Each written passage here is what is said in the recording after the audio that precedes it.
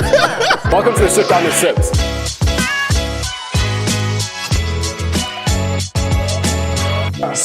It made sense. Because there's a lot that happened inside that. Hello, sir. How you doing? Hey, Sibs, how you doing, buddy? I'm good. I'm really grateful for this opportunity to actually speak to you because this has sort of been in my mind for a while. So I came across your Unilad article, Unilad video, and that was incredible. I remember watching the whole thing, just being in awe of your whole story and your experience. But I wanted to sort of introduce you to my audience by way of backstory. Who is Jamie Hull? Yeah, we start off with that, sir. Sure. So, yeah, I mean, I've got quite a lengthy sort of story, really, and it's almost in my mind, you know, where to begin. But if I take you back to sort of the earlier years of my life, I grew up in the UK here, you know, relatively normal youngster for all intents and purposes. I was in Bedfordshire, so Leighton Buzzard, a small market town, and it was pretty sleepy back in the day. There wasn't an awful lot going on. I went through a little bit of a rough patch as a child. I mean, I was just left to my own devices a little bit, sort of, you could say slightly unsupervised, you know, had a parent split when I was quite young. That's not necessarily, you know, extraordinary by any sort of account. Yeah, but it can definitely be damaging to a child. Anyway. Well, it gave me a lot of freedom and it gave me a lot of independence because my father was away working a lot. My mother sort of, you know, left the marital home. They just weren't getting on, so it was kind of inevitable that they were going to separate. So I had a lot of independence. I had a lot of time. I was sort of largely unsupervised, like I mentioned, and up to no good some of the time as a young Herbert, as my late grandmother would say. And I was getting up to bits and pieces and a bit of mischief. And I started to go down a bit of a slippery slope. And that was becoming a little bit more obvious to me. And it was a case of I needed to address that. I needed to do something about it. Or the reality was that life was going to suck me into a bit of a hole. And I didn't want to be that kind of bad boy, potentially, you know, ending up with convictions or perhaps even, you know, being sentenced to, because that was probably the reality for me because, you know, I had a couple of brushes with the law, so the local police constabulary. What was the background of where you grew up? Was it very working class or was it middle class? Sort of, yeah, but I would say it was sort of borderline sort of working class, middle class sort of family background. And, you know, but the problem being, like I mentioned, when I was the eldest of three, my younger sister sort of headed off with my mother at the time. My younger brother actually chose to stay with me and my father, but my father was away working a lot of the time. And so that's the issue when you're, as I mentioned, sort of largely unsupervised as a younger child. And I was, 12 at the time. So, you know, this was fairly accepted, I guess, the scenario, the situation, and this was still only about 87 for the record. So, you know, life was a little bit different back then, and it wasn't necessarily, like I mentioned, it wasn't necessarily extraordinary that would be my situation at the time. Perhaps now it would be frowned upon, you know, that you would have a couple of younger boys at home, but I think back then it was sort of fairly sort of, okay, well, that's the situation with the family, that's the scenario, that's how it goes. But the issue with me was that, okay, I was thinking that I was grown up, okay, because suddenly I didn't have that parental supervision sort of watching over me, kind of clamping down on me at every sort of, you know, opportunity. So that said, I thought, okay, well, I'm sort of growing up now. I'm sort of almost man of the house when my father was away working, sort of fairly lengthy hours. And so I can pretty much please myself. And I thought on one hand that I was doing marvellous and coping and good strategy and all the rest of it. But then on the other hand, I was out and about. You see what I mean? I was kind of on the streets and I was kind of up to no good. And situation sort of escalated, and I was getting involved in a bit of petty crime. I got picked up, as I mentioned, a couple of brushes with the law, but quite trivial. But I got arrested one time for a theft. I got arrested for a criminal damage. Fairly sort of trivial incidents for a youngster. But the issue is, if that behaviour goes unchecked, then the risk is that the situation will deteriorate, and the child in this case can, slide into sort of deeper, in potentially sort of hot water, and that was the risk for me. So they got to a point where I think I basically gave myself a bit of a proverbial kick up the rear, because I remember getting my exam results with GCSE, and they were horrendous. I think for all those years of schooling, I probably got one GCSE grade C and above, and I thought, this is terrible. This was not what I expected. I expected more of myself, and others expected more of me. So I think then it was a bit of a reality check, and I thought, okay, if I don't metaphorically pull my socks up here and do something about my younger self, my younger life at that time. Remember, this was late 80s. Then the reality is it's going to be probably a negative slide into worse, because I was probably mixing with the wrong peers to a degree as well. And there was a little bit of influence, but perhaps I was a bit of influence as well on them.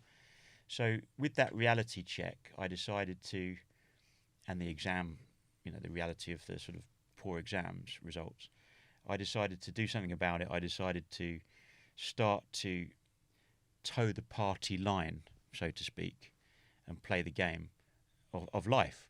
And I started to work at school, to probably the astonishment of my teachers at the time. And I actually started to sort of sit up and listen, rather than be in the back of the class, kind of not giving a hoot and giving and receiving Chinese burns to my sort of oppos in the class. Yeah.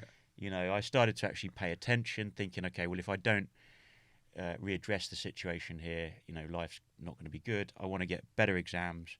So I actually repeated a year, GCSE, and then I actually got enough grades, to go on and do better. So I then did a stint at college / sort of A-levels at the school that I was at in the sixth form, and I did okay. I mean, I joke about it, but sort of not fantastic, but perhaps that was down to the quality of schooling. It was fairly standard. It was not, I wouldn't suggest it was a particularly high achieving school, but they did their best probably with the resources and the staffing and what they had available. But I did my best equally when I decided to follow this up with that kind of younger turnaround in the early years. That's what I'm describing. And so from there, I surprised myself. I got pretty reasonable kind of A-level results, and the joke is, sort of good enough for government work, so to speak. And the irony is that later on, and I'll kind of come back to it, but later on, I did end up. The irony was I went on to become, a UK police officer, and that was the irony, because it was only a few years before when I was getting picked up by the constabulary locally for crimes of misdemeanors, shall we say. And but anyway, I'll sort of come on to that. But in the interim, I had a plan, and for some reason this was innate. It was in me that I really wanted to get out there in the big wide world, because it is a big wide world, and you only find that if you're prepared to step out of your comfort zone, perhaps, and get out there. There is a lot to see and there's a lot to experience, and something deep down was saying that I needed to get away, because partially, remember, I'd already developed this kind of staunch independence from the separation of my parents as a youngster, and largely being unsupervised. So that did play into my hands in terms of experience in independence from a very young age. So by the time I was like now 19 and a half, post my A-levels and everything, I had this confidence to just want to get out there in the real world and to want to experience. So in the typical fashion of sort of call it Jamie Hull version 1.0, the sort of former self, I actually put my money where my mouth was. I'd done a few jobs on the side, and worked in some pretty interesting roles to save a few pennies. Yeah. Basically, got a few quid together, and then I went to Trailfinders here in London, and I think I went to the branch in Kensington High Street or something. It was a Trailfinders. Yeah. This big travel agent, quite notorious, and they sold round the world tickets. So I was particularly interested to get this big round the world ticket. And what is a round the world ticket? So basically, it was you can get a flight to wherever. You could get a flight to, Argentina. You could get a flight to Timbuktu if you wanted. But this was around the world. So typically, you sit down with the agent, and they look at where you potentially want to go. And for some reason, I wasn't altogether sure. I remember being asked that question. So where do you want to go, sir? I said, I don't know. I just want to get a round the world ticket, like to go around the world. So pretty much they coached me through the process and said, well, where do you fancy? And then we ended up talking at length about what might work and what might fit the agenda, this kind of underlying sort of burning agenda to go travelling around the world. And interestingly, I chose London. This was the itinerary. I remember it very clearly because we talked at length. And it was London to Johannesburg. I'm not entirely sure why, but I figured it might be exciting. I hadn't got a clue, remember. I was pretty green about the whole process and a bit naive, if I'm honest. So it was London, Johannesburg, and then overland in South Africa or Southern Africa, where, that was to be sort of portrayed and to play out. What year was this? This was in 1995. 95, okay. In 1995 big year now. in South Africa. Okay. Yeah. So I'd done the A-levels, I'd worked for a few years, I'd saved a few quid and got myself together and had the ambition. The ambition was there, and I was now acting or executing this ambition for real. So got the itinerary down pat with the agent with Trailfinders. So it was London, Johannesburg, then some overland time in Southern Africa. Then I was going to fly out of Johannesburg to Perth in Western Australia. Then overland from all of Australasia. Then fly out of Sydney to Christchurch in the South Island of New Zealand. Then make a plan to get up to the north. So Auckland now, North Island, New Zealand. Then to Fiji. Then up to Hawaii. Then Los Angeles. And then overland across the US. It's amazing. To Miami. And then finally Paris, London. And that was my round-the-world trip, like from 19. Yeah. Truth is, I didn't come home till I was 21. Oh, you was that good? So I was on the road, actually, for about 18 months. Yeah. Let's talk about your time in South Africa, because obviously I'm South African, so I think that will be pretty interesting to me, and especially because 95 was a very important year, or big year in our country's history. Yeah. So 1 year after democracy, For sure. we won the Rugby World Cup. You did. That was our first Rugby. I think it was our first Rugby World Cup. I think I just missed it. If I'd been there like months before, I probably would have got tickets to see Oh, really? that World Cup. What was the climate like of South Africa coming in as a foreigner? What did you anticipate South Africa was going to be like, and how did you experience it? It's an interesting question. So, of course, I'll be honest. So when I was sort of setting sail, so to speak, from London, I was flying out. And I was actually really nervous about the first leg. I wasn't really nervous about going to Australasia and so on. The reason I was nervous was because I'd heard so much regarding perhaps the hostility of South Africa. You hear stuff in the media, you hear stories. And I always thought, oh, perhaps, is this going to be a good move? Am I going to be at risk on the ground? But then there was a side of me that was saying, yeah, but you can handle it. You're pretty streetwise, you're pretty savvy because of the upbringing, remember? And I thought, okay, I've got the independence, I'm savvy, I'm sort of streetwise, I can do this. But I was nervous. And when I went to Johannesburg for the first time, and I remember exiting the terminal at the main airport in Joburg, and I remember coming out, and there was a load of guys there basically trying to collar me for accommodation, because they could probably see that I was a backpack, big 65-litre backpack on the back and another bag. And, I'm sort of there, sort of trying to look sort of grown up and sort of tough and streetwise, and these guys are trying to collar me to say, hey, we've got accommodation if you need it. You know, you're a backpacker, right? Do you need a backpackers?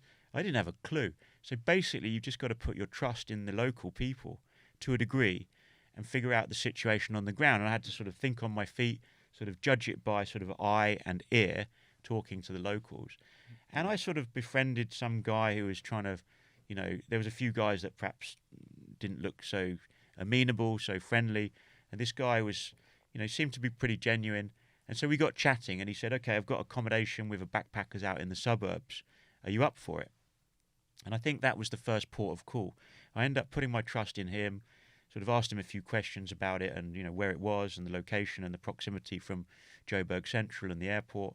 And before I knew it, I was in a sort of fairly modern and, sort of well-serviced minibus, shall we say, driving out into some local suburb. For the life of me, because it's so long ago, remember this was 1995, I'm struggling to remember actual locations, but we went out to a fairly prominent and relatively well-kept suburb, and I stayed a few nights, and I was kind of getting used to being in South Africa, talking to the locals, making a few friends in the backpackers, and that was the start of my global journey down in South Africa. And interesting things happened, because as I grew in confidence, if you like, and stature as a younger backpacker, I distinctly remember, against some popular advice, might I add, on the street, on the ground there, perhaps in the suburbs, and perhaps the white South Afrikaans were saying, no, I wouldn't advise you to go into central Joburg, but if you do, be very careful, because it is more hostile and so on. But there was something pulling me, and I thought, I've got to go and check it out. I can't come all the way to Johannesburg and not see the city, not see the lay of the ground. And so that pull drew me into the city a couple of days later. And I remember going in, getting a local bus or whatever it was, and then basically walking around town. And admittedly, I think I did garner a little bit of attention, because basically, for all intents and purposes, I was a white guy on the street, on my own, in central downtown Johannesburg, basically just walking around with no particular purpose, might I add, because I was just there as a mere tourist. And I think there wasn't a tremendous amount of tourism going on in central downtown Johannesburg. Yeah. And obviously, you must know the city. Yeah. So there I was. And remember, I'm quite naive. I'm quite green here. But I wanted to see it, and I wanted to see it for myself. And I'm strutting around, I'm walking around, and I'm sort of feeling pretty good about myself, almost a bit sort of streetwise, a bit sort of tough. But I was getting a bit of attention, and I can remember going down a couple of streets, and then all of a sudden I kind of got the sense that perhaps, there was a bit of eyes on me, and perhaps I'm being followed. So I kind of made a few sort of backtracks down some streets, and I kind of cut out of there quite rapidly. And then I felt that I was safe. I was back in a sort of more populated area where there's kind of people walking around. It's a bit more of a business district.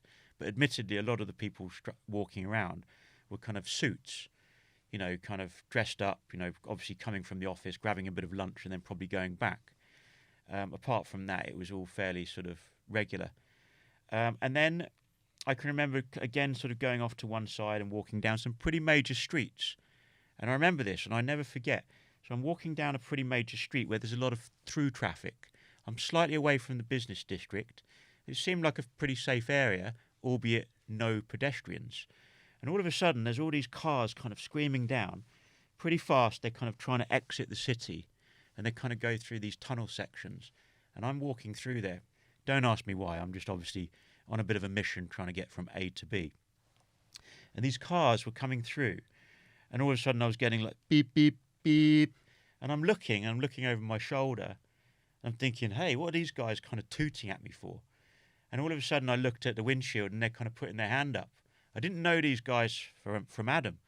And then all of a sudden it dawned on me, it's kind of like they're kind of tooting at me, hand up, waving, almost to say, hey man, respect, white guy on the street, kind of just cutting through Johannesburg here. And I found that a bit weird, but I kind of sussed out what was going on. Because I was pretty, savvy. I did pick up on situations on the ground quite quickly. And and I guess the local guys were sort of saying, "Hey, respect," and maybe they were saying that because there was an element of hostility. Perhaps if you weren't in a 5 or a 7 Series BMW or whatever, trying to get out of the city when your work was done. I'm not sure, but that was my take on it. That was just my reflection, sort of looking back. So I had an interesting time in Johannesburg, and there was elements, certainly there was elements of real friendliness and locals that did embrace me, and I got to know people very well, and not just the whites, but also some of the local black Africans as well. But I did sense the element of hostility towards me potentially because of who I was and who I perhaps represented as a younger white guy on the street in Joburg in 1995.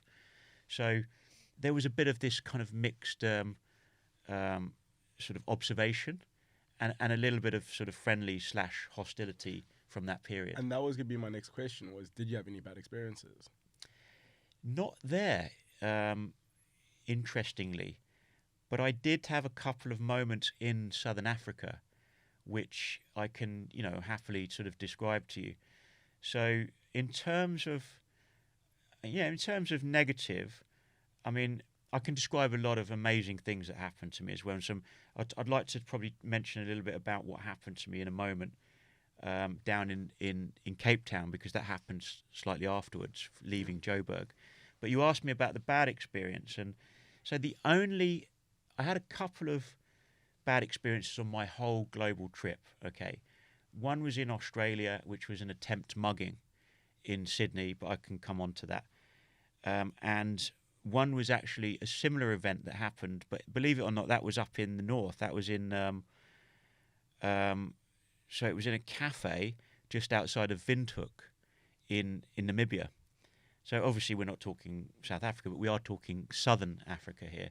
So I remember I'd been on a little safari trip and I'd been part of a team with a 4x4, and we'd been doing a southern circuit of Namibia, like the sand dunes and Swakopmund and various sort of coastal regions and locations.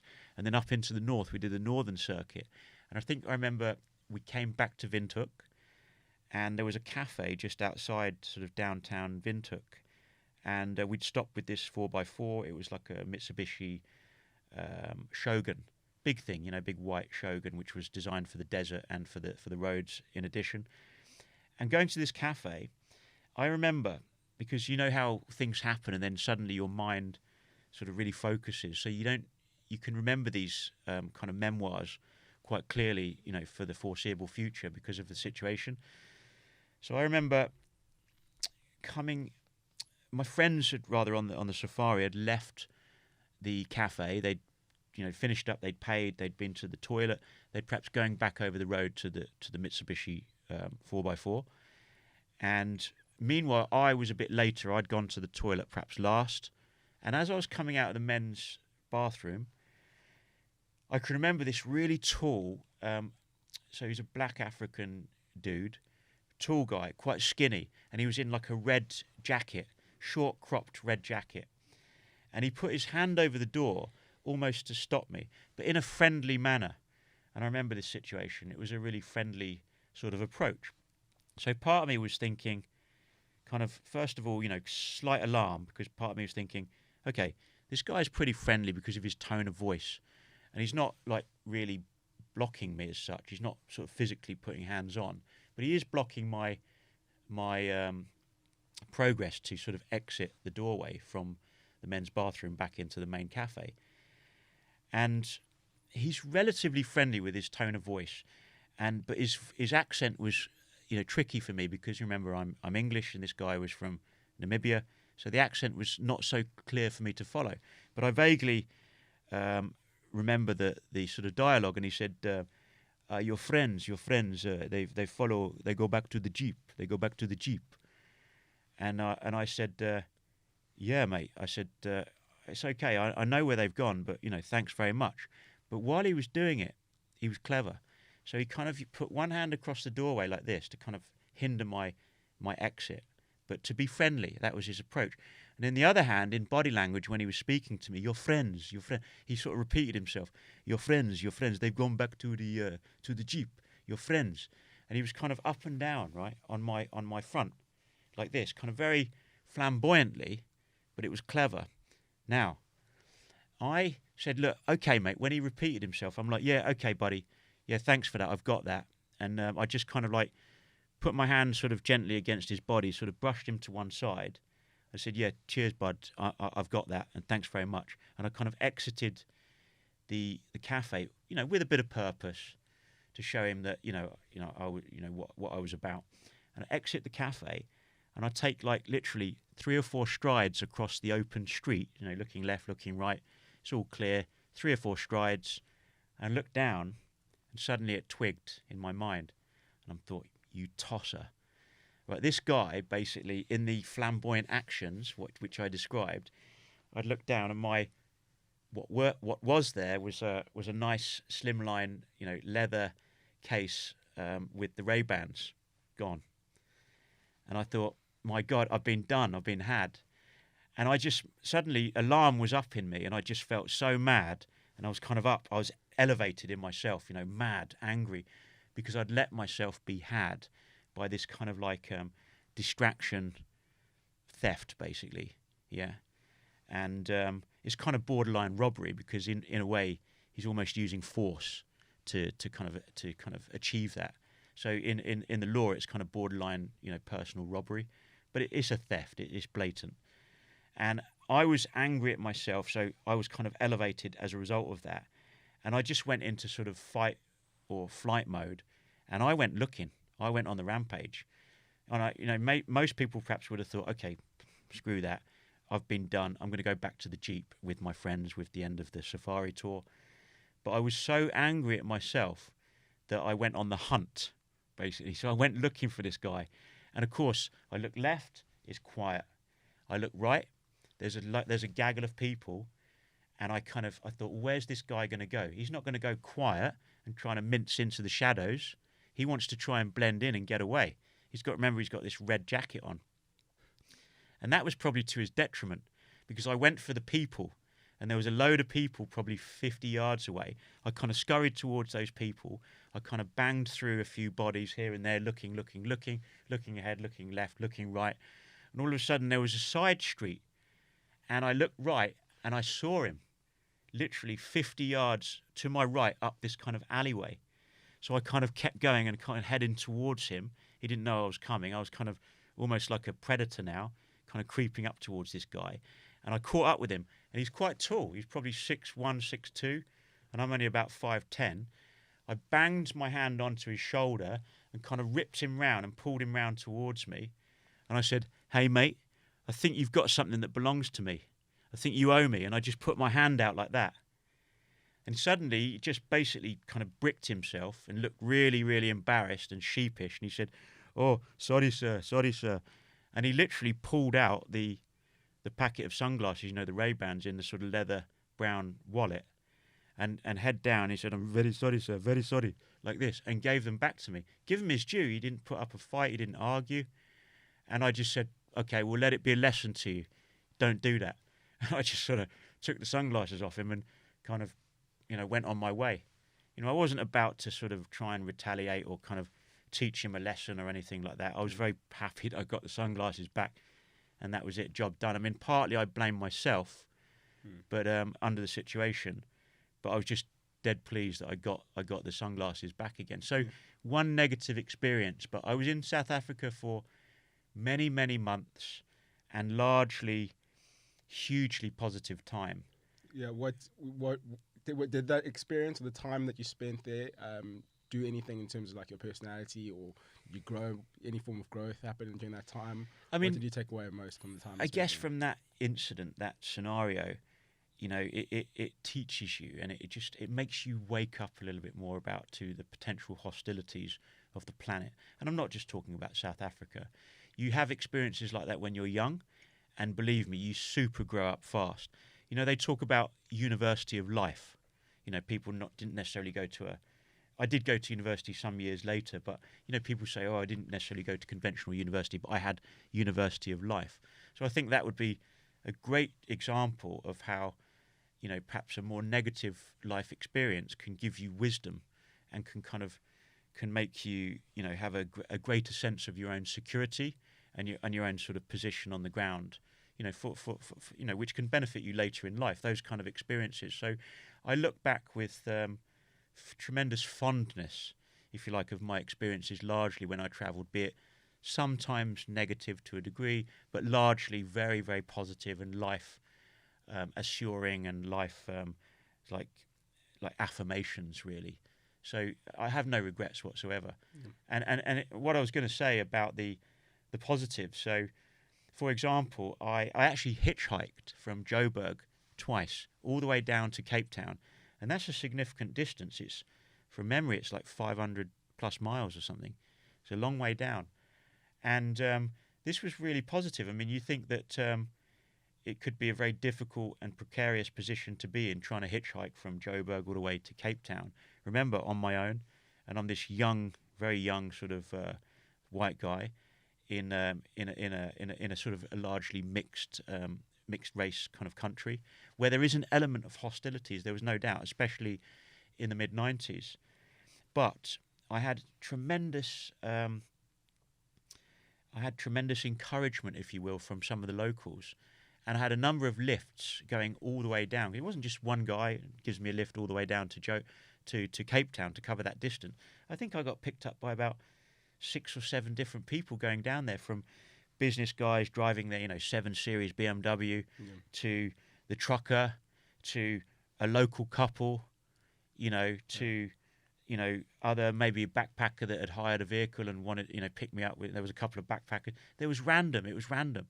And I actually did that journey twice over, because I did a time down in Cape Town and I ended up working, and I'll come on to that in a second.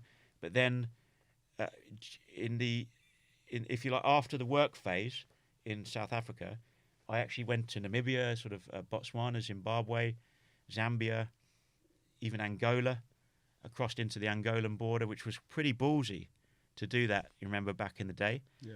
And then also up to Malawi. So from memory, so from Namibia, across the Caprivi Strip into Zimbabwe and the Okavango Delta in Botswana, up into back to Victoria Falls, cross into Zambia, and then all the way up to Malawi. Amazing time. I did some highlights for you. I did a rafting trip on the Zambezi, the mighty Zambezi River. Oh my God, it's the best rafting on the planet. I did rafting trips around the world since, and nothing comes close to the power and the might of the Zambezi. And you've got something like 24, 25 rapids in succession. And I remember being bowled over and seriously, encouraged and impressed with the quality of the professionals that worked on the river. I mean, there were some Southern African guys in kayaks. I mean, these guys were shit hot. They were the best in the world to negotiate these rapids. And basically their job was, when we were in the rafts, the punters, the tourists, getting sort of downriver, and all of a sudden we hit some rapids, in a series of rapids, and it was like the hand of God, which was boom, underneath the raft, and we'd get blasted out of this, you couldn't hold on for love nor money, and you'd get blasted sort of 10, 15 feet in the air into the white water, but you've got your life jacket on, and you kind of go under in the trough and the bubble, and you come back up, and some, expert, local guy, kayaker, would come screaming down, basically grab you by the scruff and pull you out of the Zambezi. And basically you felt like a drowned rat, and he'd kind of kayak, he'd kind of use the kayak and the paddle, get you back to the raft, and you had to kind of pull yourself up and over back into the raft, reset yourself in the lull and the flat spot, again, downriver, back towards the next raft, and pretty much the scenario kind of repeats itself. Amazing experience, best rafting on the planet, the Zambezi.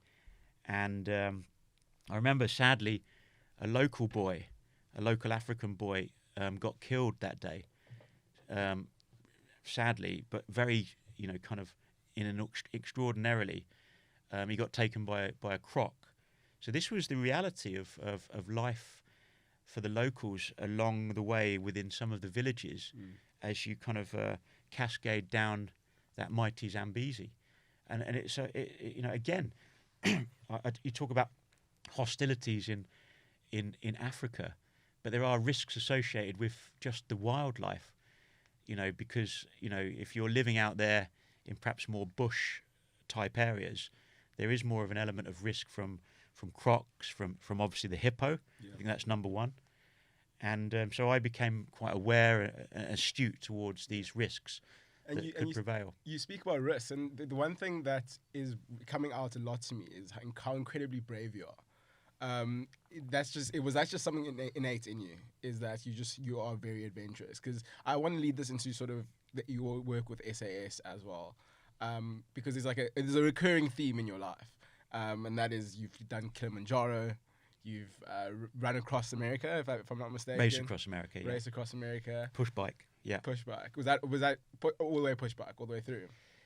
Yeah. So Race Across America, I was part of an 8-man team. Okay. So I was one of eight guys, and we'd done a selection process through the charity Help for Heroes, and this was much later in life, post injury, and so we selected for 8 guys. We had a 17-man support crew. We started in West Coast, so Oceanside, San Diego, sort of on the beach.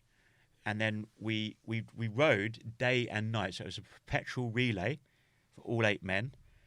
And these 8 men were 4 upright cyclists and 4 hand cyclists, because they'd lost limbs.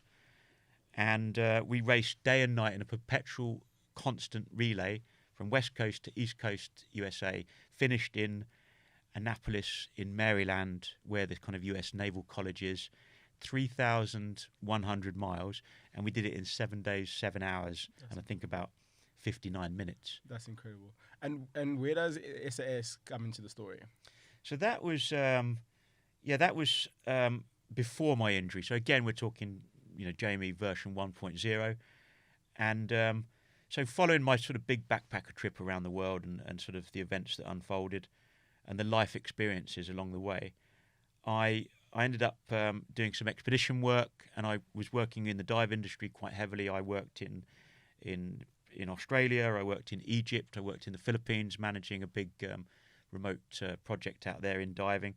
Then I came back, and as par for career, believe it or not, I actually worked in a fairly, ordinary job for a period. It was slightly. It felt quite unconventional when I tell the story. That is, because I was a quality controller for a women's lingerie manufacturer in a company called Gossards. They're quite famous. They made the Wonder Bra for girls, like in women all over the world. And this was where I worked as a quality controller, but not quite as glamorous as it sounds. I did that job for about 9-10 months or so. And meanwhile, I was interested to challenge myself a bit further. So I ended up making an application for the police. And that was where that kind of part of the story comes in. And I ended up becoming a police officer in the Thames Valley for a number of years. And I worked in areas in the west side of London, sort of outside London. So it was the counties of Buckinghamshire, Oxfordshire, and Berkshire. And it was a crazy life. That was a crazy few years in the police force, pretty much responding to 999s. That was my life, 24/7. Forward sort of rotational shift patterns, sort of days, lates, night shifts, respectively. And it was just non-stop, responding to the 9s, blues and 2s, so lights and sirens, basically screaming around the Thames Valley, going from job to job to job, and dealing with everything from thefts to robberies to burglaries to kind of, incidents of assault, domestic disputes.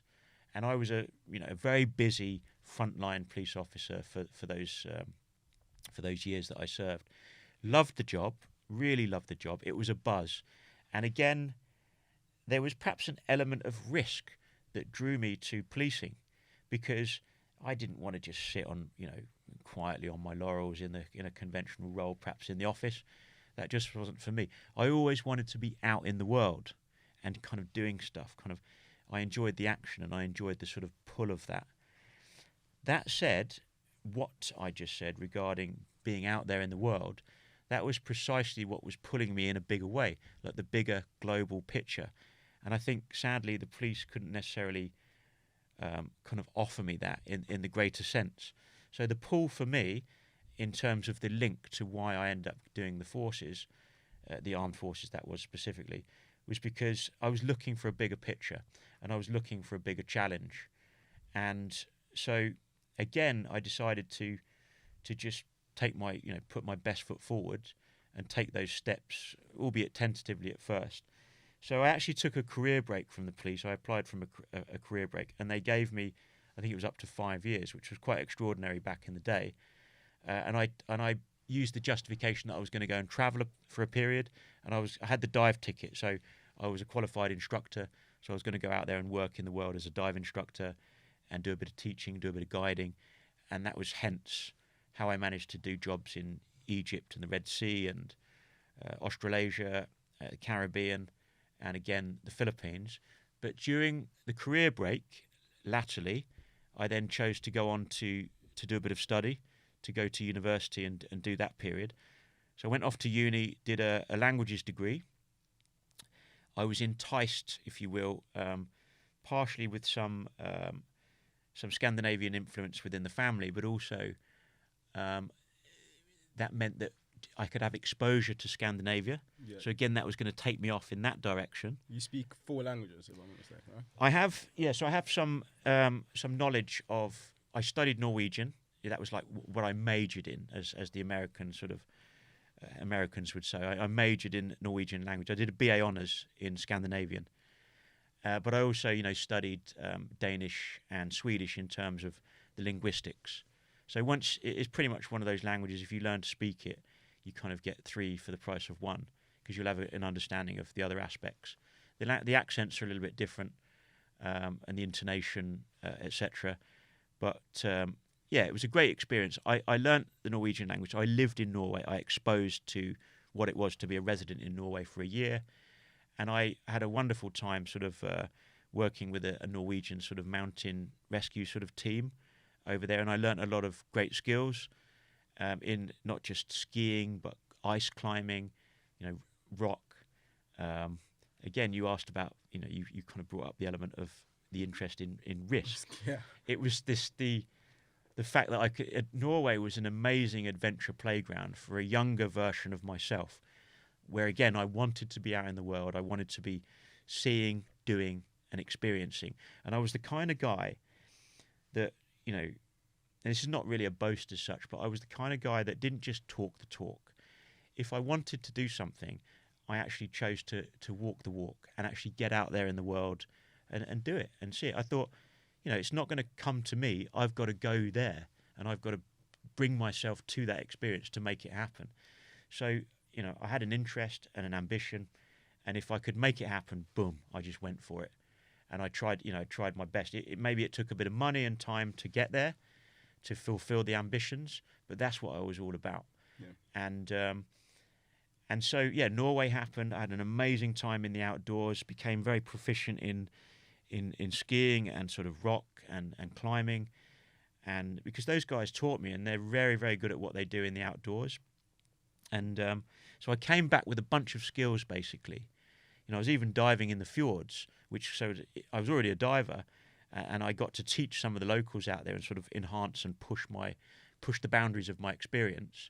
But not only was I teaching, but I was testing myself, and I was pushing and pushing.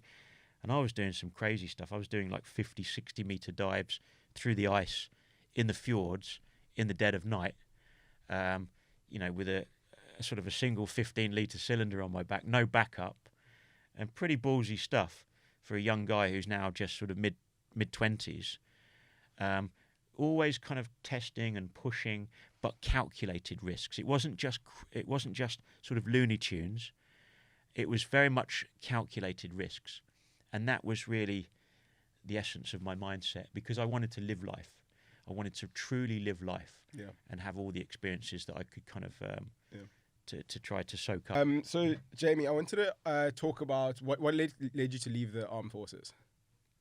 To leave or to join? To leave or stop. When did you start? So, my journey with the armed forces. So, around about the time that I joined my academic course at university to do the Scandinavian degree, I also joined the armed forces at that time. I joined a group called Cambridge University Officer Training Corps, and I just absolutely loved it. It felt like the glove that really fit, and I really loved all the experience that I was gaining from the British Army, because you had tremendous exposure to all sorts of different regiments and corps, and it was largely, self-development, and it was tremendous, progress and lots of courses and great life experience. So I ended up going all over the country, doing various bits and pieces with the Army, from artillery competitions down in Salisbury, on Salisbury Plain, down in Wiltshire, to kind of infantry patrolling competitions in the sort of the deepest sort of dark, damp mountains of the Brecon Beacons and the Black Mountains in Wales. So I did a couple of those Cambrian patrol competitions, and I also did parachute regiment selection. So it's something that I put myself forward for voluntarily, up in North Yorkshire in Catterick. Had all these wonderful, rich, again, life-affirming experiences where I definitely put myself out there. I put myself on the line. I took risks, and those risks were that I could get hurt. I might not be successful. I may not pass. There was a lot of trepidation. There was a lot of anxiety attached to a lot of the things that I did. Not least, the P Company, the Cambrian patrols in Wales, really treacherous, quite difficult. People even, get hurt, and in some cases, people have actually been killed during such events, believe it or not, because of the sort of the dangerous nature of British Army training, really, at its kind of highest levels. So it's not without element of risk. Steeper mountains, inclement weather conditions, raging torrential rivers when you get the high rains coming in across the mountains.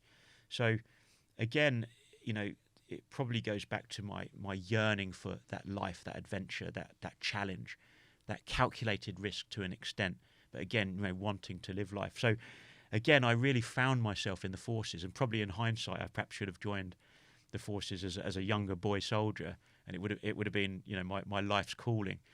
But I did things in a very sort of unorthodox, shall we say, and roundabout fashion. But eventually, I kind of crammed in a lot of these experiences as I described. And then from the Cambridge University OTC, following the Cambrians, the P Company, a whole bunch of courses, skiing instructors courses, PTIs courses, driving courses. I went on to do Royal Military Academy Sandhurst. That was probably the pinnacle of my time with the OTC, and the kind of culmination of it all after about three years. And then finally, I'd pretty much exhausted all of the opportunities and possibilities, and it was recommended to me by my enthusiastic CO, or commanding officer at the time, and some of the senior staff, that I perhaps look at volunteering to go forth for UK SF selection, which was UK Special Forces. And I hadn't necessarily thought about that myself, truth be told. I'd read a few books, and I'd sort of learnt about, the trials and tribulations, and in some cases the horror stories attached, and the risk of failing that, the high risk of failing, because it's it's a very a limited scope for who gets through selection every year, and there's only 2 selections per year, summer and winter. But it was one of those that, again, if I chose to do it, and I got the recommendation from my CO at the time, he gave me a good write-up and put me forward and did the papers, then only I would know if I chose to put my best foot forward. And again, that's what I was all about. Nothing ventured, nothing gained in this life. And from my humble experience, that's what I've learned. So I put my best foot forward once again, and I chose to have the courage of my convictions and go for the selection process. As a reservist, it took 13 months. So that was no sort of small fry request on one's life in terms of commitment, in terms of the hunger that it takes an individual to want to get through that kind of process, SF selection. And I found myself doing, the 6 months phase of sort of mountains, or the hills phase, followed by sort of 7 months of sort of weapons and tactics and sort of SAS kind of strategy, so to speak. So there I was going through all those processing, all those hurdles and all those tough times, because it was, without kind of going into all the nitty gritty, it was a tremendously tough time. The increased weights that you had to carry in the mountains, by the end of it, you're kind of pushing probably all up. You're carrying about 80 plus pounds on your back, covering significant distances, 40-mile sort of forced marches, day and night in inclement weathers, and you're navigating solo on your own with a map and compass, with no GPS. And What's the dropout rate for this? it's difficult to say what the dropout rate is, but largely speaking, percentage-wise, about 5% of people get through. So if I told you that, roughly speaking, about 150 people started the process, roughly speaking, about 5% of people were successful sort of 13 months later in terms of getting badged into the regiment. So I was pretty fortunate that I did get through first time. I had that innate ability to hold on, because something in me really wanted it, because it was a challenge that I was facing, that I'd volunteered for this. I'd put myself forward, put my best foot forward. And for some reason, I was like a dog with a bone. I had to hold on at all costs, and I wasn't prepared to give up. Yeah. Was it purely selfish reasons to join the forces, or did you have some form of calling towards helping people, and did you believe in some greater purpose? Bit of both. I would say that there is a bit of a calling if you're going to do that kind of work, and if you're going to volunteer to go down that line, because of the element of what it takes to get there. But I do think that it is somewhat selfish. I do think that, looking back, I was probably somewhat selfish as an individual in the earlier version of my younger self, because it takes a level of selfishness to come through all of that, to put everything else on the back burner, if you will, because you have to be so thoroughly committed to the process, and so things take a bit of a backseat. So to a degree, your other life, work, relationships, because you're so heavily focused on what it is you're trying to achieve, and of course the expectation on you and the demands that the army places upon you, if you're going to try to get there in order to meet the requirements and to get badged into such a regiment. So it's not really for the faint-hearted. It's not impossible. You don't necessarily have to be a Superman, but you have to be pretty much a relative all-round sort of athlete. But above all, psychologically and sort of spiritually, you have to want it. Yeah. And you have to be super hungry for the process, and you have to stick with that hunger. You cannot afford to let that hunger dissipate. Yeah. And that's my sort of humble take on all of that, and from my experience. Yeah. Did that sort of help you through your injury? Massively. What you learned. So when I got injured, and I mean the injury is widely documented. I was piloting a light aircraft in the summer of 2007, and for the record, this was my own space and time, and it was not a military duty. So I was in service, but this was my own ambition once again, and I always wanted to learn to fly, and that harked back to my late grandfather that trained as a pilot towards the end of Second World War, and he greatly influenced me as a young boy. So that's perhaps where it stemmed from. So always wanted to learn, again, put my money where my mouth was, and not just talk the talk, but walk the walk. Went to Florida, and I embarked on a comprehensive flying training course. Fast forward 1 month, and I'm now pilot in command, so solo pilot, flying the left-hand skipper seat of the aircraft, sort of a control stick in between my knees for the navigation, so the control of the aircraft, and the throttle in the right-hand column to control, engine speed. And as I said, I fast forward. I'm 1 month into that course, and I'm now up in the pattern, working at 1,000 feet. I'd just come back from a small municipal aerodrome and rejoined a pattern, and I'm overhead, and I'm 1,000 feet indicated from the altimeter, and the fire breaches up within the footwell of sorry, I beg your pardon. The fire initially breached because it flared up externally, and it initially breached the cockpit when I made my final turn into wind. And as I'm descending descending, descending, descending. The fire not only had breached the cockpit, it starts to build up within the confines of the small two-seater cockpit. So as I'm descending and I'm watching altimeter spin down through 900 feet, 800 feet, 700 feet, the fire is building and it's kind of waxing upwards against the body. So my lower limbs were taking the brunt of the flame earlier on, and it's starting to build up. I'm watching altimeter spin down. 600 feet, 500 feet. Approximately 500 feet, the fire is about halfway up within the chamber of the cockpit. And I'm starting to get very sort of,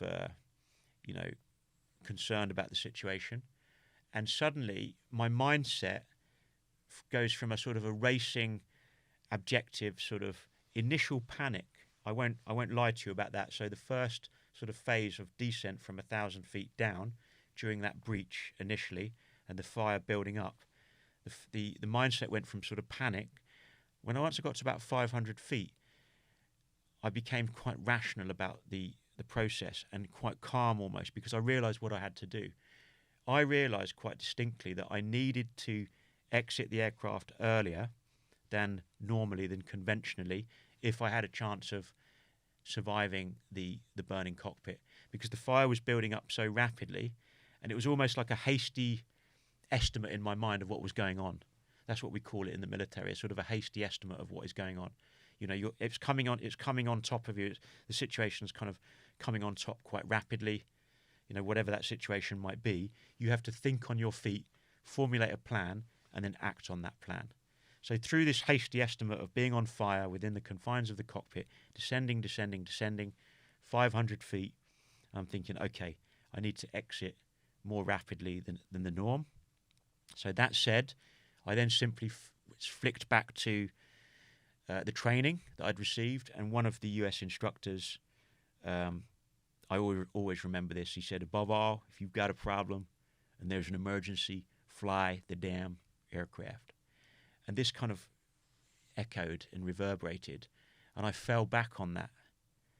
And so I figured, okay, just follow the protocol, follow the training, what you'd been taught. So I turned the key to the ignition off, the red switches for magnetos, Alpha and Bravo off, the master switch off, the lights off, the strobes off, the fuel pump off, the fuel selector valve rotate off. I then removed my headset, tried to stay as calm as possible, removed the headset, threw it in the opposite footwell, went for the harness, unbuckled my 3-point harness very carefully, sort of wriggled out of that, opened my left-hand canopy door, quite low level now, probably 150 feet or so, gliding in under no steam, so to speak, because I've switched the engine and instrumentation and control off, and I'd knocked the throttle off. I'm fully gliding in.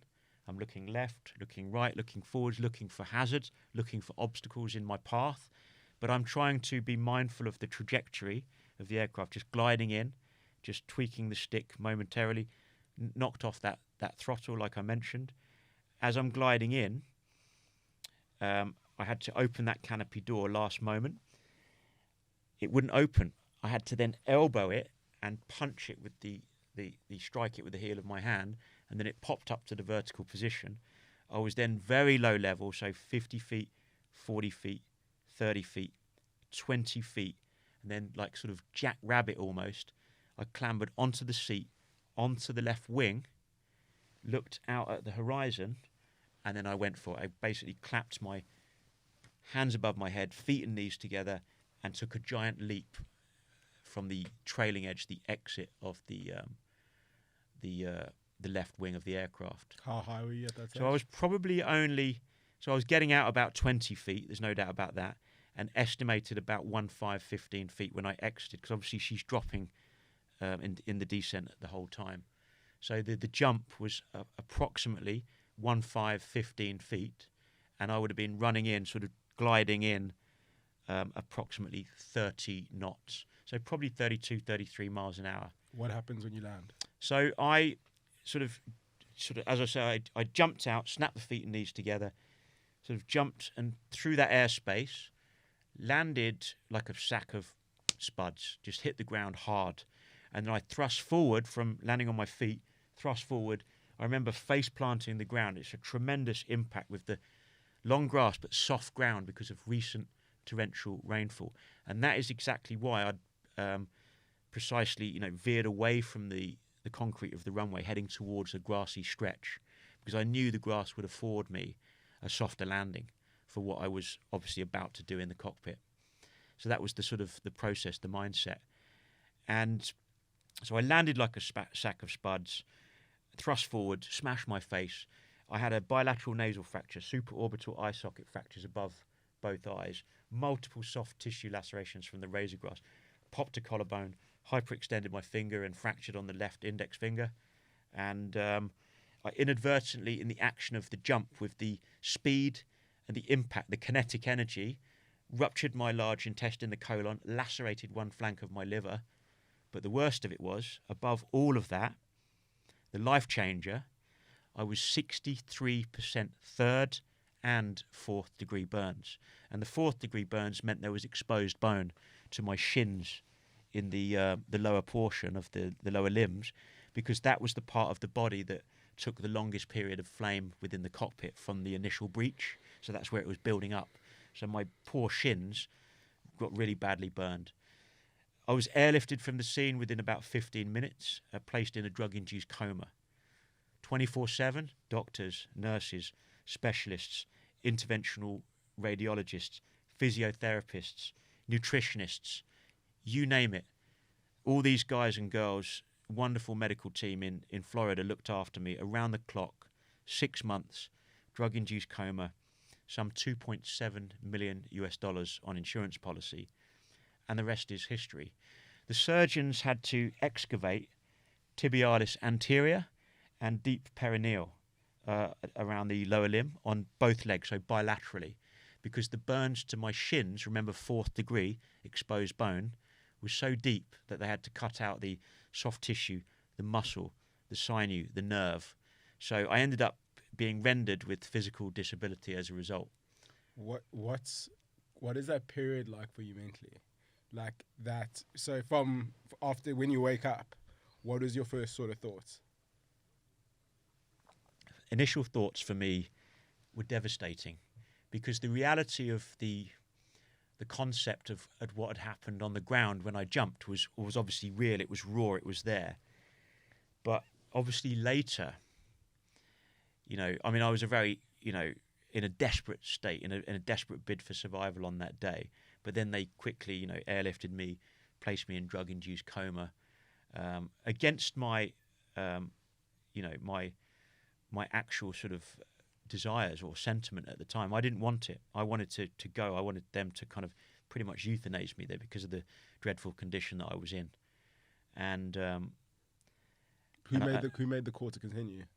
I think it was a nurse that basically protested and objected, and anyway, the rest is history, and that all happened. But then you ask about waking up. So that was in reality 6 months later for me, and by now I'd been repatriated back to UK Central Burns Unit in Chelmsford in Essex, and at the Broomfield Hospital, so the big burns unit there. And I remember a nurse distinctly with a sort of an Essex accent, and she said, bless her, she said, all right, Jamie, we've got to get you moving now. Got to get you moving now, my love. Got to get you sat up in bed. And I'm thinking, Jesus God. There was like this such a thick fog going on. I couldn't quite, fathom and comprehend what was going on. And I found it dreadfully tough. And I'm trying to sort of focus through this fog, this dense fog in my mind, trying to make sense of it all. I didn't even know where I was. And I remember pretty much snapping at her, and she sort of says, look, go away, piss off, like that. And she kept on and on. And all right, Jamie, got to get you moving now, my love, got to get you sat up. And it was kind of repetitive, and it was kind of getting through to me somehow. And it was cold. All of a sudden, the window opened, and this kind of rude sort of awakening, this draft was kind of awakening me gradually.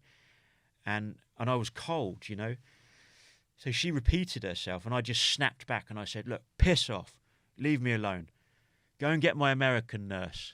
Because for some reason, I had sort of perhaps some sort of softer affinity with an American nurse, but that's another story. And And Was she good looking? probably, mate. But I don't really visually recall that, you know. But for the record, it is all in the story, you know. Yeah. It's all there. It's all been published. But so this Essex nurse was kind of bending my ear, or what little ear, because my ears are pretty ragged now. Again, the surgeons had to sort of snip away some of that damage. But this Essex nurse bending my ear and sort of really winding me up at the time. But eventually I kind of made sense because of perhaps the cold air, and I woke up. And I'm like, oh my God, is this for real? And it all dawned on it, and suddenly it was like, it's like the reality of, oh my God, Jesus H. Christ, this is where I am. I'm in this hospital ward in the UK. I'm back. You know, I've survived. They brought me back. They brought me back to the UK. I was in America. Oh my God. And of course, the reality of my condition and the painkillers and everything else. And then the next thing, she's bringing me a mirror, and she's saying, "Look, my love, you know, you've got to have a look at yourself. You know, there has been quite a distinctive change in your appearance, and we've got to get you to have a good look at yourself and sort of almost make sense of that." And that was tough. I remember for the first time looking in the mirror and thinking, Jesus, you know, it's never going to be the same again. And of course, all the immediate worries, concerns, anxieties, you know, perhaps I'm never gonna be able to, you know, walk down the street looking like this. My face was so heavily swollen, blotchy, red, angry-looking scars back then, and it was horrendous. I felt like sort of, you know, a descendant of the Elephant Man, and I was so cut up about that. You know, I'd gone from being a reasonably good-looking bloke, you know, before the incident, and that 45 seconds of kind of repeated flames within the cockpit and kind of getting blasted on the wing just before I managed to jump, you know, during flight, it sort of, those flames sort of carved me up, and the damage was done. And I was thinking the worst: am I ever going to be able to, you know, walk out in public? How am I going to, you know, deal with friends, with family? Am I ever going to have a relationship? Probably not.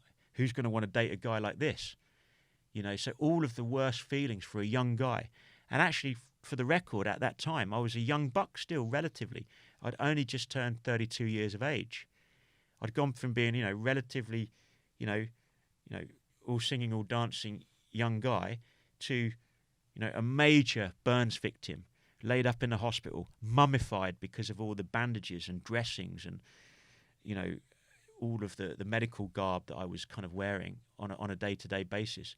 I was unrecognisable virtually compared to the man that I was. And that was psychologically extremely tough to deal with. So, in essence, the truth is my recovery, 2 years in the hospital, the first 6 months drug-induced in the US, and followed by 18 months in various UK burns units across the country.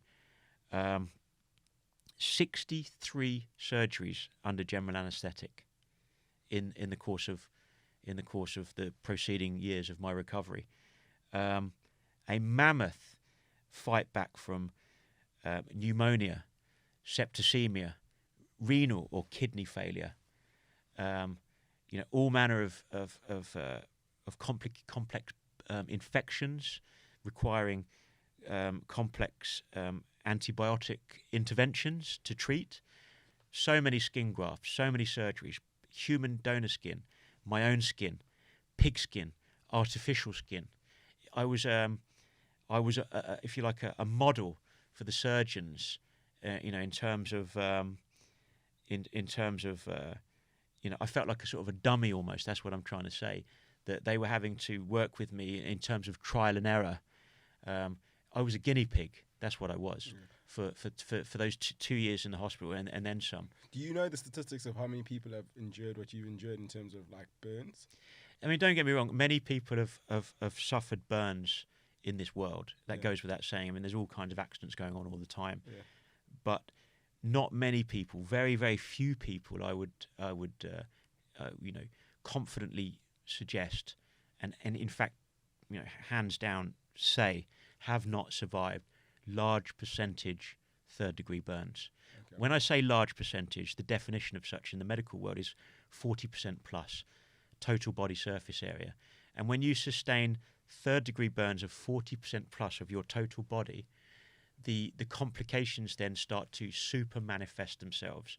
So all kinds of bodily systems become affected from not just your cardiovascular, but your lymphatic system, your renal system, your endocrine system. All of these different bodily systems become super, aggravated and affected by the aggravation of the burn. It is so all-consuming, and it's probably one of the worst things that can happen to a human being on the planet. Yeah. And so it takes many, many years. People don't understand, but the skin is a major organ. And when it's so devastated and it's such an open sort of book, if you will, from the extreme damage, it's a massive process of trial and error for the burn surgeons to try to get you cover, albeit temporary cover. Over periods, the temporary cover can break down and infections can creep in. And then they've got to do repeat surgeries over and over again. So that's why the journey in the hospital is so long, traumatic, and arduous. Yeah. And it's a massive fight. It's a major, major fight to come back from. And few people will put up will hang in there. I mean, the analogy I use when I'm speaking about this generally is I was like a boxer in the ring, yeah? But I wasn't on round 12 having been sort of beaten and battered and just about hanging on in, like the sort of Rocky Balboa sort of analogy. I felt like I was on round 4,137. Yeah. And yet I was still in the ring, and I was still forced, and I was still being compelled to fight. And you know what? It was tough. I many times I felt like I had to throw the towel in, that I couldn't do it anymore. And how the hell I was able to hang on in there, I've got no idea. I just kept going. It was a bit like, remember that old soldier that would just keep going at all costs, like that dog with a bone, just always a little further, kind of had to get there. Did you sort of have any support groups or anything like that to sort of get you through it? I did speak to a few people in the hospital, sort of, there were doctors of psychology, psychologists that would talk to me, but I didn't necessarily think that it was a tremendous help. It was almost like, once a week, it was almost like a bit of a, just break up the week, and it was a bit of a jolly almost, talk to these people. I didn't necessarily think that they were truly helping me psychologically. The truth be told, I pretty much sort of rehabbed myself, but it took years. What I was going to say was 3 years of physical healing from all the surgeries and the repeat and the aftermath. But interesting, about 5 years psychologically in terms of acceptance, in terms of coming to terms with the new me. So that was version 2.0, Jamie Hull, the new me. And that was a huge acceptance. Took me a long time to properly get over it and accept that. Remember that new guy that was having to step out in public and walk down the street and go with this face and talk to people and kind of try to, have that new relationship forming with, again, friends, family members, and not just that, but, let alone the world of, possible kind of employers and girls. I wanted to date again, but I was scared shitless because of how I might be perceived, and I properly felt like the ugly duckling when I stepped out in public, let alone to how I was going to feel if I was trying to chat up some girl in a bar or a cafe or in a public event or whatever. It was terrifying for me in the early years.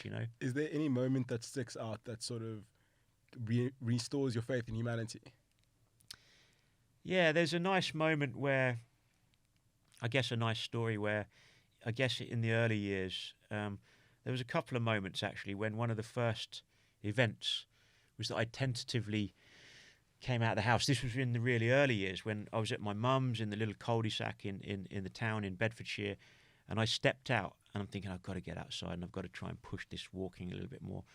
And when I stepped out, I'm worried about the net curtains twitching, thinking they can see me, they can see what I look like. And this is the version 2.0 and I can't handle this, But then gradually I kind of pushed the envelope and I started to go a little bit further each day. I don't know, it was a few weeks later before I kind of ventured out of the cul-de-sac, went up the street, and it was this little road that kind of crept out onto another main area, and there was a little newsagents there. And the newsagents was hosted by an Asian gentleman, And I remember going to the newsagents for the first time, and I wanted to buy a daily paper. I figured this was going to be, you know, an achievement. For the first time, I'm going to the shop. I hadn't been to the shop now, remember, in sort of 2+ years. And I had a few, you know, a couple of quid on me in spare change, and I'm going to go and buy the Daily Mail or whatever and take it back and read it. That was my goal. That was my mission. A lot of goal setting that I did, and this was one of the early ones. So I went there, and I'm thinking the worst. I'm thinking that this guy, the newsagent, I knew he was an Asian gentleman because I knew it was an agent shop. It was like, on the top it said like M. Shah.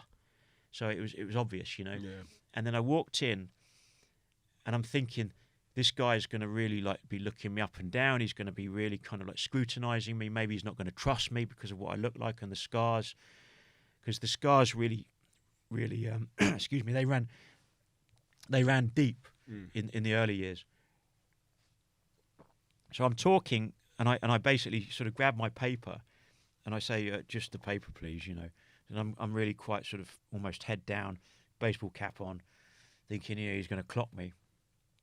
And then he just sort of says, and how are you today? Like this. And I sort of looked up a little bit, and my face was kind of stern because I'm kind of expecting whatever I'm expecting, hostility or even the kind of hostile look towards me because of how I look. And he just said, and how are you today? And I just said, I'm fine, thank you. You know, and I kind of slid a couple of quid across the, you know, to buy the paper, and like I think it was like a Twix or something. And I sort of swallowed hard, I remember, turned around and sort of tentatively, you know, grabbed my paper and my Twix bar, walked back out the shop. And I thought, actually, that wasn't so bad after all. That guy was actually pretty friendly, and, you know, that was me. And, of course, I'm walking back down to... And that elevated me a little bit. I remember on the walk back towards my mum's house, where I was kind of rehabilitating at the time, because I had my little bed in the lounge, and you know, that it was just a little 2 up, 2 down. And you know, that was, again, I guess you asked the question, that what was restoring my faith. But there was another incident, similarly, where I went to the local doctor's surgery, and I like to draw this out because I'm sitting there in the doctor's surgery. Imagine this was kind of even more ambitious, shall we say, for a guy in my shoes at the time with all the heavy sort of, you know, kind of battle scars from the burns. And I'm sat there and I'm quiet. You know how it is in the doctor's surgery? Everybody's quiet and there's no noise.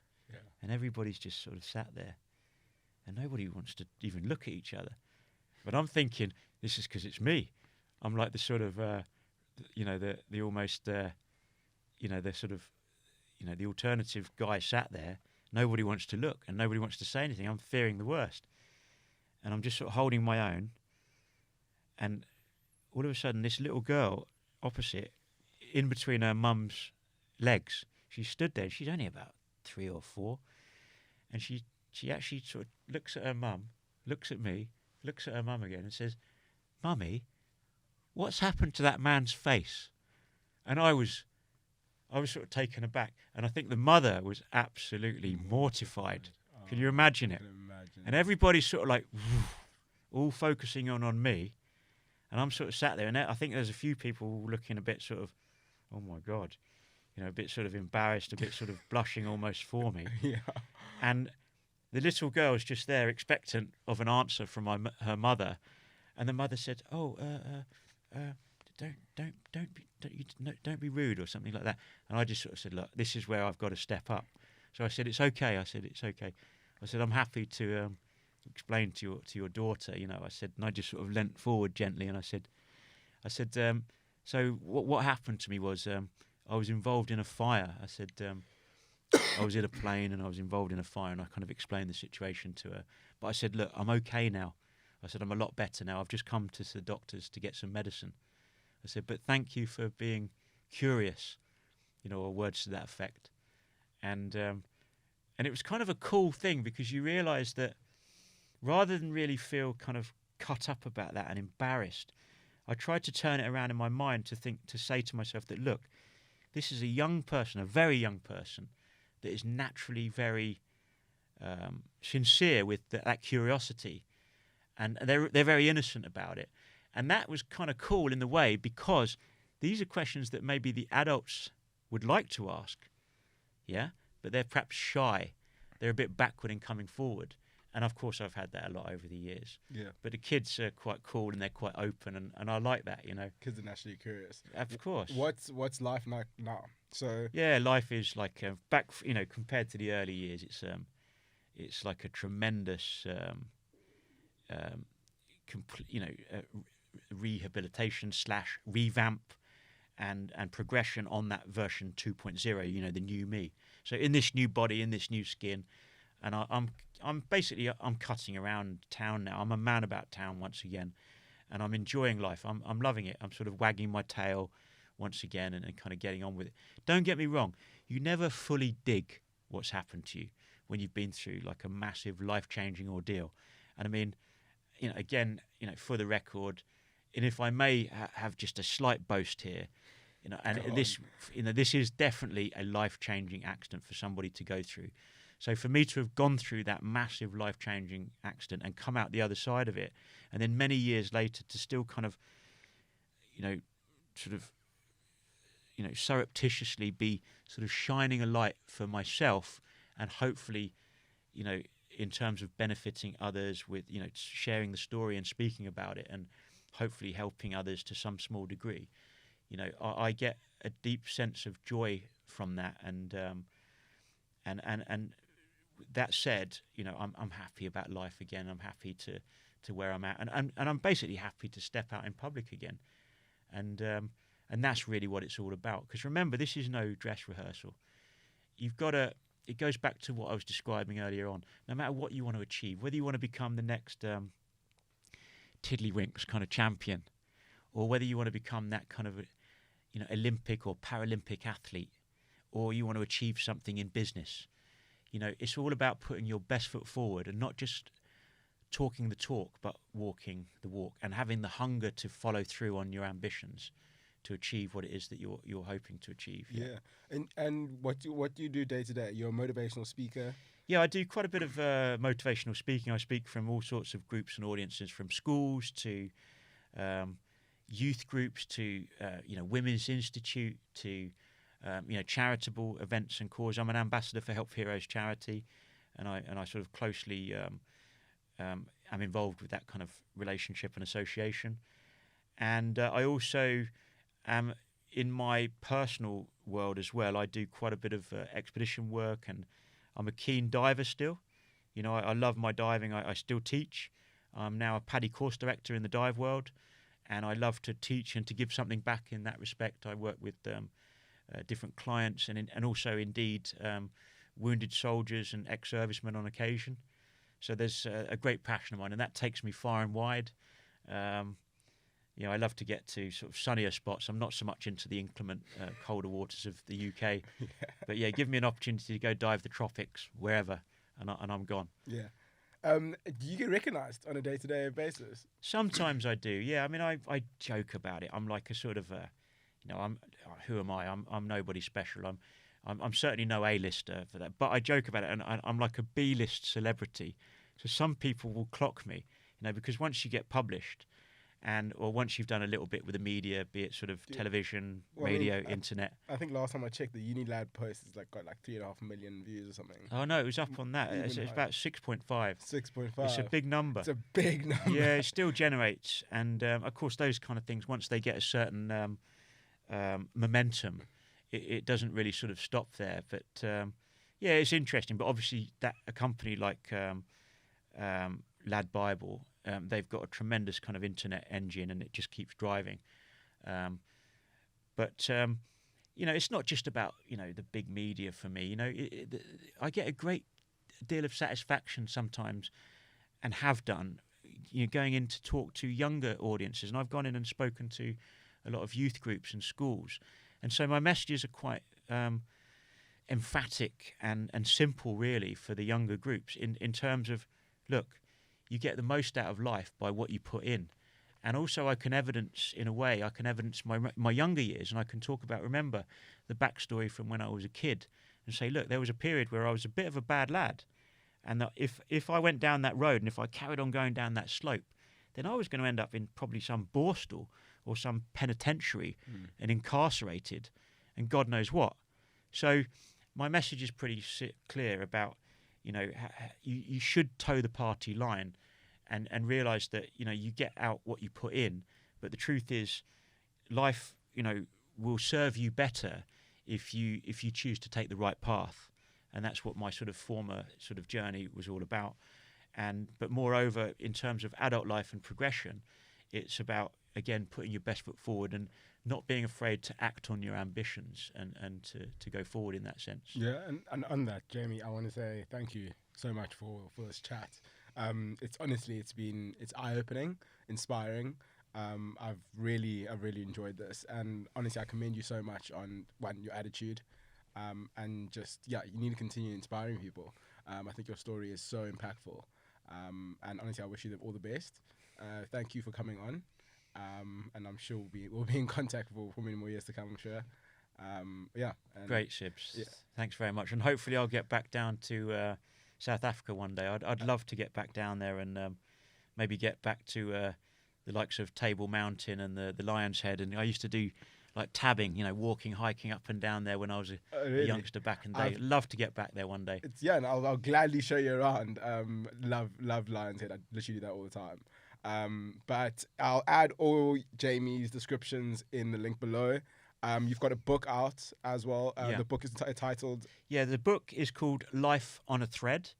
And basically, Life on a Thread, What Doesn't Kill You. And it's published by Penguin. And the hardback's been out since May 21 this year. The paperback is due out in May 2022. And so that's been getting some wonderful reviews on Amazon. Don't just take my word for it, but I've had a couple of hundred reviews now from Amazon.co.uk and also Amazon in the States. And people are really enjoying it. So they're getting a lot from that. Fantastic. And I'm looking forward to reading that myself.